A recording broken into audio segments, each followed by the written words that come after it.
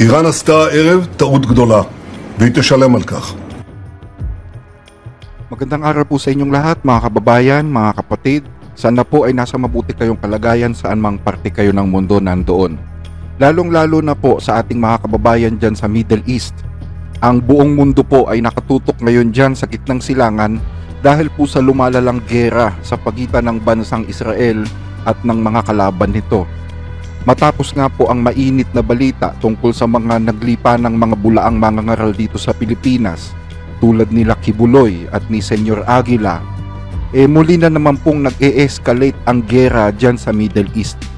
Ramdam na ramdam natin yung katuparan ng propesiya na sinasabi ng Panginoong Jesus Ang sabi niya sa aklat ng Mateo 24, sumagot si Jesus at sinabi sa kanila, mag-ingat kayo na huwag kayong mailigaw ni numan, sapagkat marami ang magsisiparito sa aking pangalan na magsasabi, ako ang Kristo, at ililigaw ang marami. At makakarinig kayo ng mga digmaan at mga lingaw ng mga digmaan.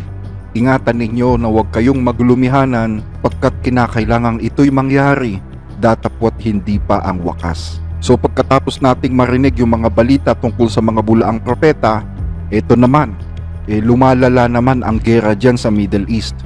Mula sa Gaza, nagtuloy-tuloy sa Lebanon at ngayon po ay umabot na sa Iran. Tama po kayo, malapit na pong mag-umpisa ang direktang giyera sa pagitan ng Iran at Israel.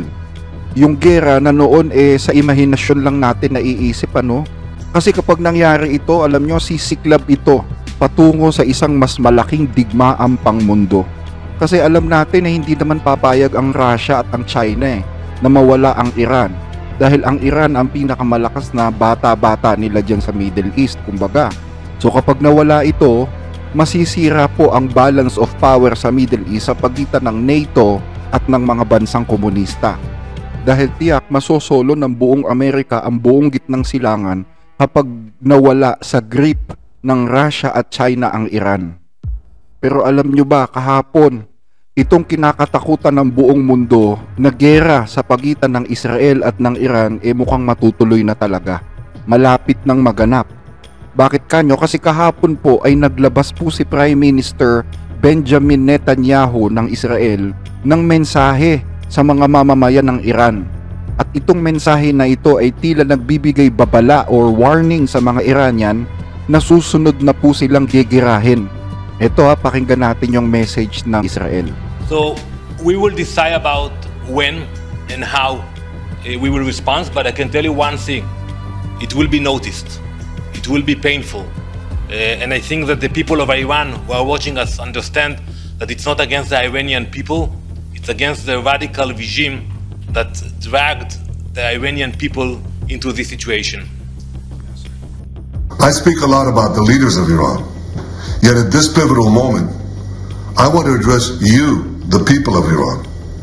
I want to do so directly, without filters, without middlemen.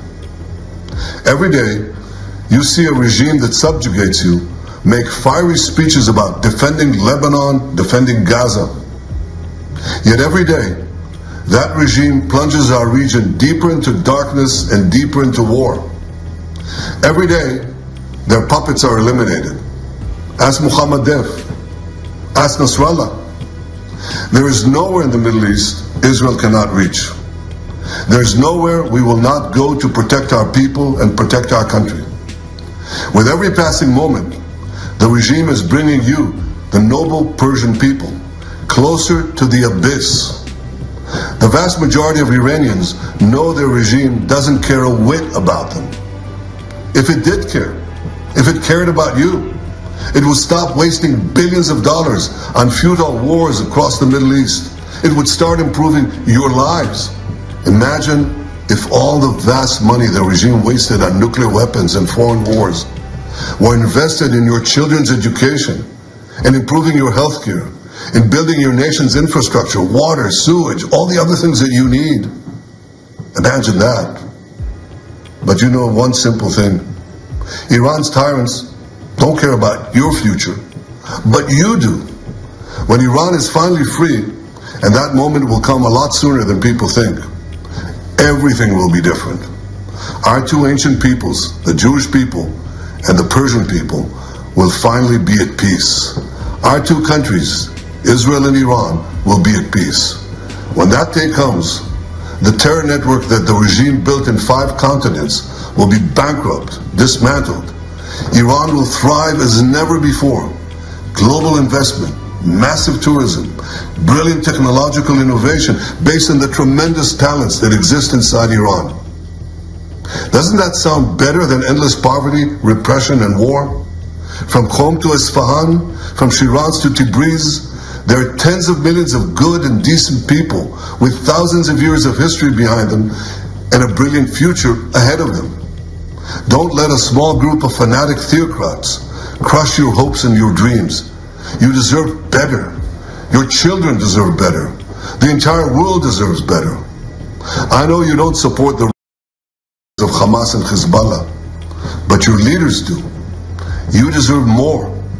The people of Iran should know Israel stands with you. May we together know a future of prosperity and peace. So itong mga mensaheng ito ay nangyari kahapon po yan. At alam nyo ba kung ano po ang naging sagot ng bansang Iran, mga kababayan? Aba, nagpakawala po ng missile ang Iran sa Israel.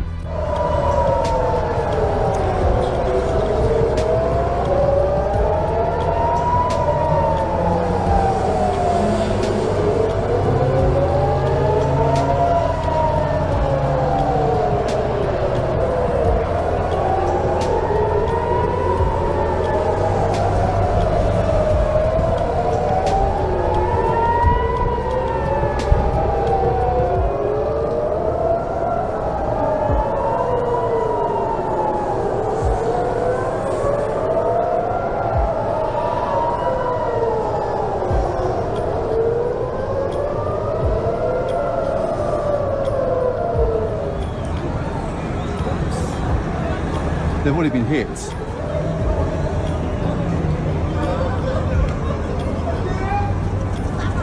all falling over into the old city.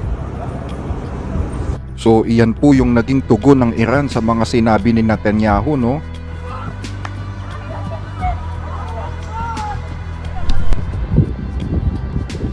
Actually, that's a total of 400 missiles na nakita sa iba't ibang bansa sa Middle East. Nakita yan sa Jordan, sa Syria, sa Lebanon, sa West Bank. At alam nyo, mukhang tuwang-tuwa pa yung mga nakatira doon nung makita nilang binobomba na ng Iran ang Israel eh.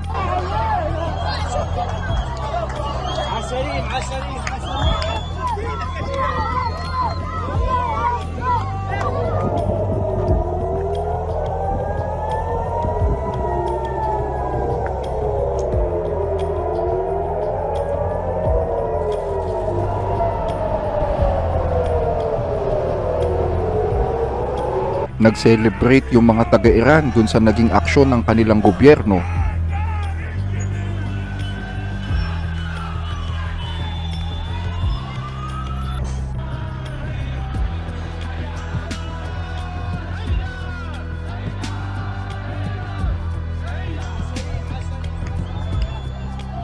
And even the Iraqis, yung mga taga-Iraq, nag-celebrate din sila dun sa ginawa ng Iran sa Israel eh.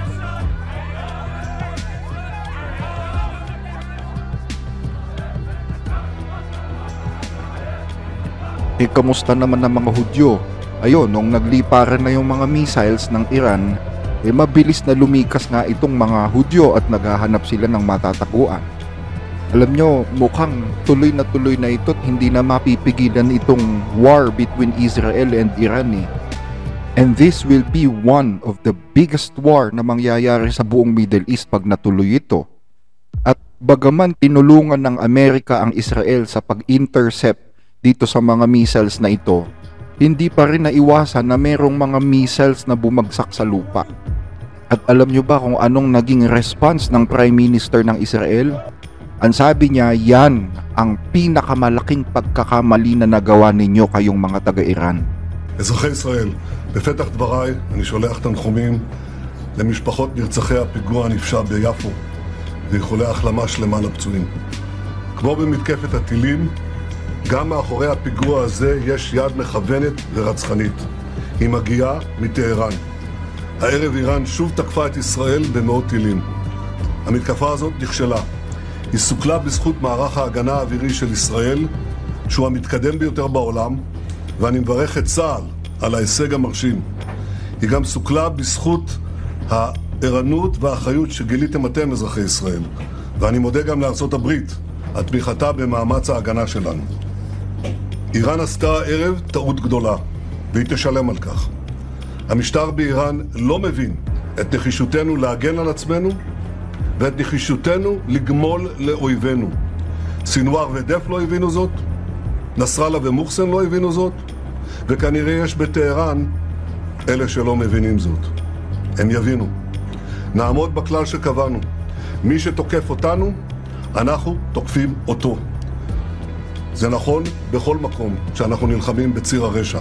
זה נכון ליהודה ושומרון, זה נכון לעזה, ללבנון, לתימן, לסוריה, וזה נכון גם לאיראן.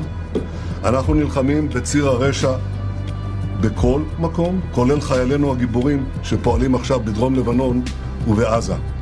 היום יותר מתמיד, כוחות האור בעולם חייבים להתאחד ולפעול יחד נגד משטר האייתולות החשוך שהוא מקור הטרור והרוע באזורנו.